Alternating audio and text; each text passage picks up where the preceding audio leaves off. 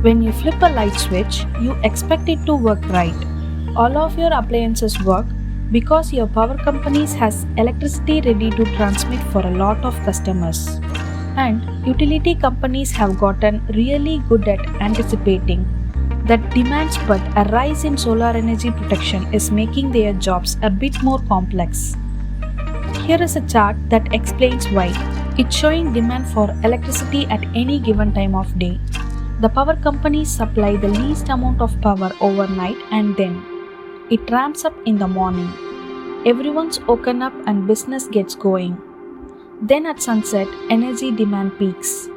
Utility companies will update models like this to operate as efficiently as possible. But the introduction of renewable energy, particularly the solar energy, has started causing problems in these demand curves. In 2010, solar panel deployment really started taking off. Most of those installations took place in California. So, researchers that started looking into it. They found that the sun produces the most energy at midday. And when you factor in that new midday production, your demand curve changes like this. Every year means new solar capacity, which means midday demand dip lower and lower. Researchers call this drop in demand the duck curve. From the grid manager's perspective, the people whose job is to constantly balance generation and demand. It looks like a drop in demand, and that drop in demand creates two problems. The first has to do with the intense ramp in the new chart.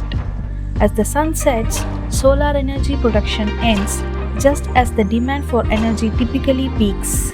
Power plants then have to rapidly ramp up the production to compensate for that, which is kind of hard to do with the current fleet of power infrastructure.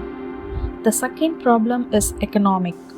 When you have a couple of nuclear and coal plants, and these are only economic when they are running all the time, basically, and if you have to turn them off at midday, it completely screws up their economic, and plus lot of utilities just have contrast with those power plants to keep them running all the time. So that creates sort of an artificial floor.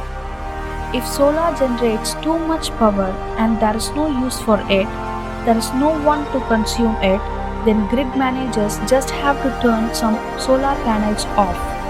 If they didn't, we could risk overloading or even damaging the power grids. So we throw away some of that extra solar energy. Effectively, what's happening in that solar power is being wasted. That waste, curtailment, is the big challenge moving forward for solar energy. If you want solar eventually to power everything or close to everything, you have got to figure out some way to shifting it to the night time. Cause the sun's down during the night time.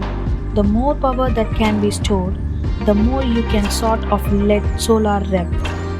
While the grid managers figure out how to serve this new supply and demand, this duck is the greatest challenge facing renewable energy.